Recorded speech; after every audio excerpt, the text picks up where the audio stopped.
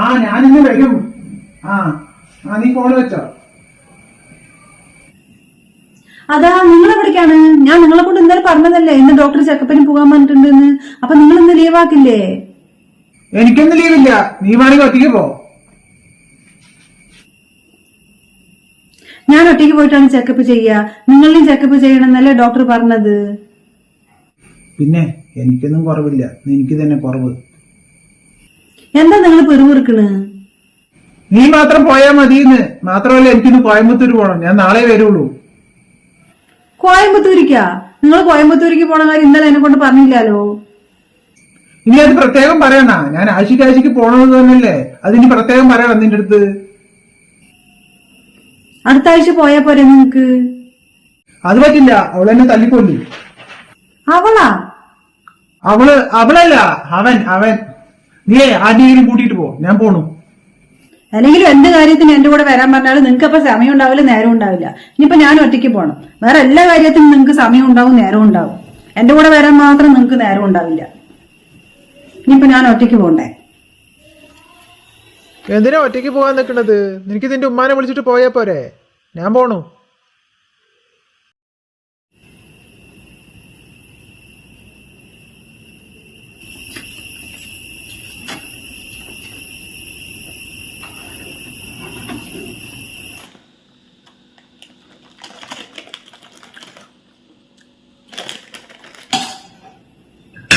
കഴിക്കും. വേണ്ട മതി. ഇത്തിരി കൂടി ഇടി. ഞാൻ നിങ്ങളെ കൊണ്ട് എത്രയായിരുന്നു പറയുന്നത്, നമുക്കൊരു ചെറിയൊരു 5 സെന്റ് സ്ഥലം വാങ്ങിയിട്ട് ചെറിയൊരു വീട് വെക്കാന്ന്. നമുക്ക് മകളല്ലേ വളർന്നു വരുന്നത്, അത് നിങ്ങൾ മറക്കണ്ട. നമ്മൾ എത്ര ഇങ്ങനെ വാടകയ്ക്ക് ഇരിക്കും. അതാ കഴിക്കും. അതിന് പൈസ വേണ്ടേ? എനിക്ക് എന്താ ആഗ്രഹമില്ലാണ്ടാണ്. നീ എനിക്ക് കുറച്ച് സമയം എന്താ, എല്ലാം ശരിയാകും. വേണ്ട മതി.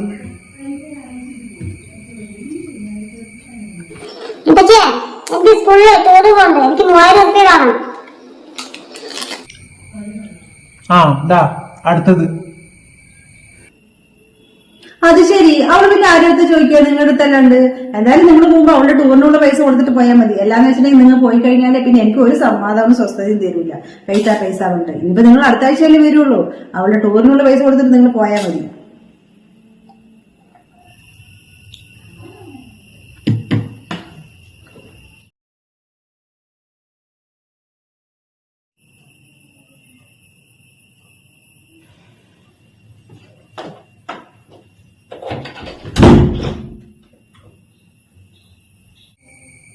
മോളുറങ്ങിയ?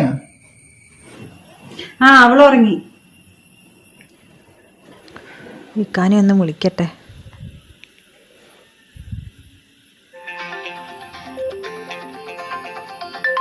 അല്ലോ, അവള് വിളിക്കണ്ടല്ലോ.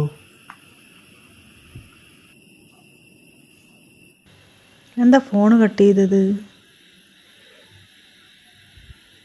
ഒന്നും കൂടി വിളിച്ചു നോക്കാം.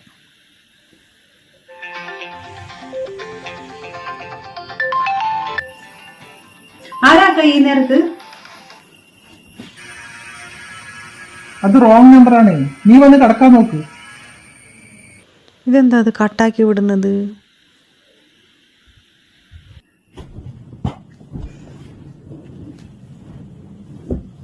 നിങ്ങളിങ്ങനെ ആഴ്ചക്ക് വന്നിട്ട് 1-2 ദിവസം നിൽക്കും, വരും, പോകും. അതിനെക്കാട്ടി നല്ലതേ നിങ്ങൾ ജോലി സ്ഥലത്തെ ഒരു വീട് വാടകയ്ക്ക് എടുത്തു കൊടുക്കുക. എന്നിട്ട് പിന്നെ എന്നെയും മോളിനെ അങ്ങോട്ട് കൊണ്ടുപോയി കഴിഞ്ഞാൽ ഇവിടത്തെ വാടക കൊടുക്കണ്ടല്ലോ. ഇതിപ്പോ നിങ്ങൾ അവിടെയും വാടക കൊടുക്കണം, ഇപ്പൊ ഞാൻ ഇവിടെയും വാടക കൊടുക്കണം. എന്നിട്ട് ഇങ്ങനെ 2 വട വാടക കൊടുക്കുന്നത്? ആ പൈസ നമുക്ക് ലാഭിച്ചൂടെ? അത് ഞാൻ ആലോചിക്കുന്നുണ്ട്. എന്തായാലും ശമ്പളം അടുത്ത മാസം തൊട്ടിട്ട് കൂട്ടി കിട്ടും. അപ്പൊ നിന്നെ വാളി അങ്ങോട്ട് കൊണ്ടുപോവാ. അവിടെ തന്നെ ഒരു വീട് വാടകയ്ക്ക് എടുത്തിട്ടേ അങ്ങോട്ട് പോവാ.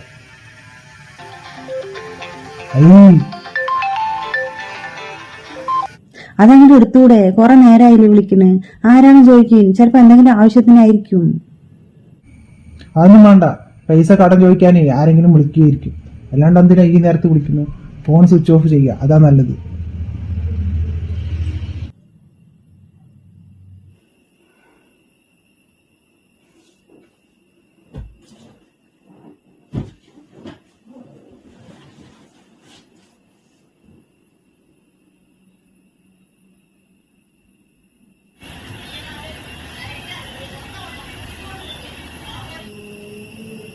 ആ വന്നല്ലോ.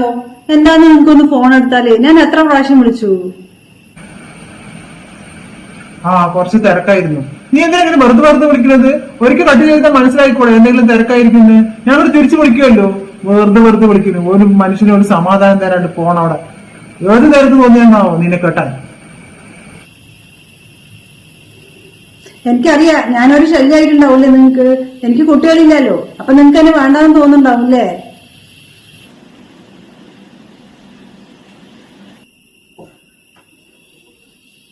ഞാൻ ചെക്കപ്പിന് പോയ കാര്യമൊന്നും നിങ്ങൾ ചോദിച്ചില്ലല്ലോ. ഡോക്ടർ എന്ത് പറഞ്ഞൊന്നും.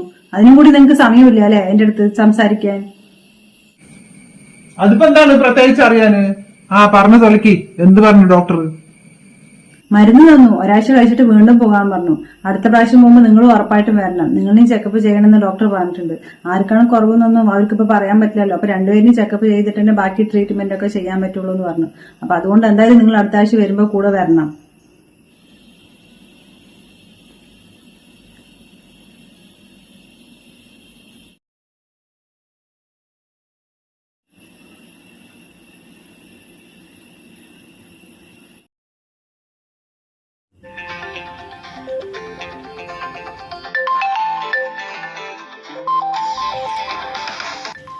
ഇതെന്താ മോള് എന്ന് എഴുതി വെച്ചിരിക്കുന്നു? നോക്കി, ഇതാ ഫോൺ അടിക്കുന്നുണ്ട്.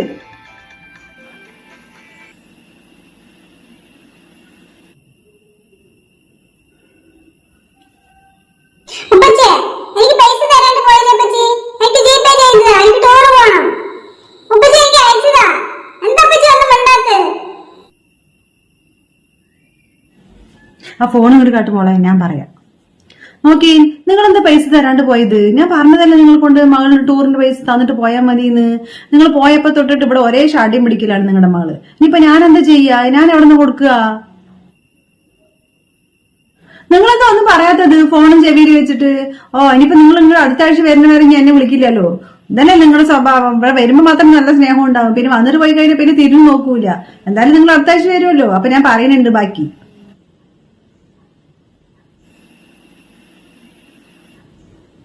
ഹലോ, ആരാണ്? ഒരു പെണ്ണാണല്ലോ. ഹലോ, നിങ്ങൾ ആരാണ്? ഞാൻ മുജീബ് ഖാന്റെ ഭാര്യ. ഭാര്യ?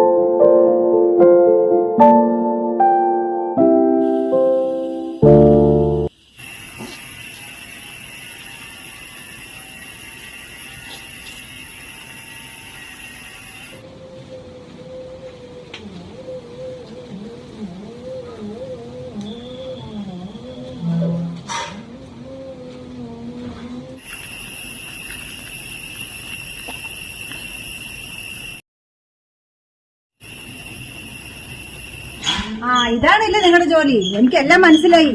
എന്നെ എന്റെ മകളെയും ചതിക്കായിരുന്നു അല്ലേ? ഇവിടെ നിങ്ങക്ക് വേറൊരു ഭാര്യ ഉണ്ട് അല്ലേ? ഇതൊന്നും അറിയാതെ ഞാൻ നിങ്ങളുടെ കൂടെ ഇറങ്ങി വന്നല്ലോ. എന്നെ വേണം പറയാന്.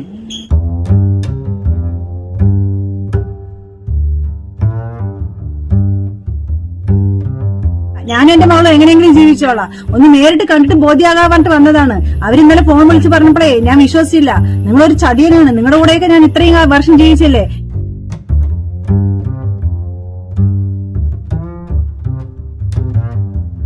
എന്നെ വേണം പറയാന്. ഇനി എന്നെ കാണാൻ അങ്ങോട്ട് വരുവും വേണ്ട.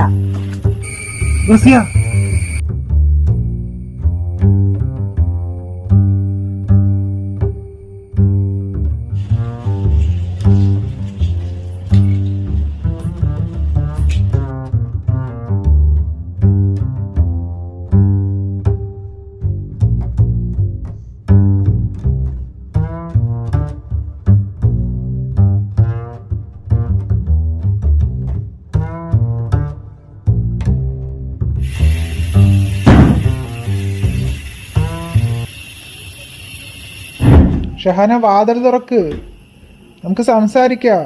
പോയിക്കോളി അവളുടെ കൂടെ. ഇത്രയും കാലം നിങ്ങൾ എന്നെ ചതിക്കായിരുന്നില്ലേ? നിങ്ങളെ വിശ്വസിച്ച് ഞാൻ ഇരുന്നില്ല നിങ്ങളുടെ കൂടെ ഇത്രയും വർഷം. ഇപ്പോഴല്ലേ മനസ്സിലായത്? ഈ വീട് എന്റെ വാപ്പ എനിക്ക് കെട്ടി തന്നതാണ്. ഈ വീട്ടിൽ നിങ്ങൾക്ക് ഇനി സ്ഥാനമില്ല. അവളുടെ കൂടെ തന്നെ പോയിക്കോളി നിങ്ങൾ. എനിക്ക് നിങ്ങളെ കാണാൻ വേണ്ട ഇനി.